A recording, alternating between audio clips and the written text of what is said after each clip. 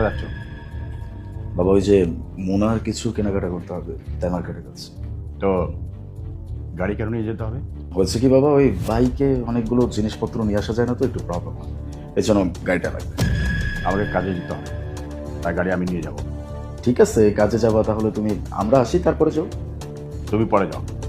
বাবা অনেক সময় চলে যাবে, তাহলে তুমি এক কাজ করো, বাইক নিয়ে চলে যাও। আচ্ছা, তার মানে এখন তুমি আমাকে বলবে আমি কি নিয়ে যাব না যাব? এত বড় হয়ে গেছো? না না, আমি কখন এমনটা বললাম, আমি সেটা বলছি না। 4 দিন হলো না বিয়ে হয়েছে, আর এখন এত বড় বড় কথা? না বাবা, এমনটা কেন ভাবতেছো? আমি তো বাস এই জন্য বললাম যে আমাদের দুজনের কাজই হয়েছে তো আর কি। শোনো, তোমাকে যদি যেতে হয় তাহলে তুমি বাইক নিয়ে যাও, আর যদি গাড়ি নিয়ে যেতে চাও তাহলে ওভার থেকে গাড়ি আনিয়ে সেই গাড়ি নিয়ে যাও। অতএব আমি গাড়ি নিয়ে যেতে দেব না। তুমি আজও আমার কাছে সেই আলিতে আছো যা বিয়ের আগে ছিল। আশা করি বুঝতে পেরেছো। ঠিক আছে।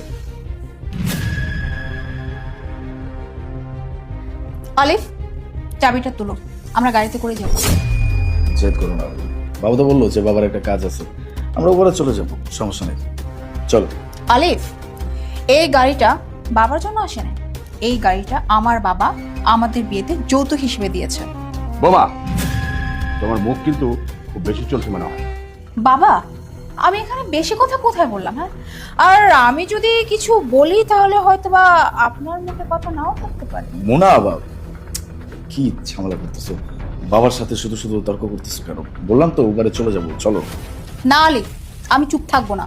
আর তুমি বা চুপ থেকে এতদিন কি করতে পেরেছো? হ্যাঁ, শুধু অপমানিত হয়েছে তাই না, আর কিছুই না।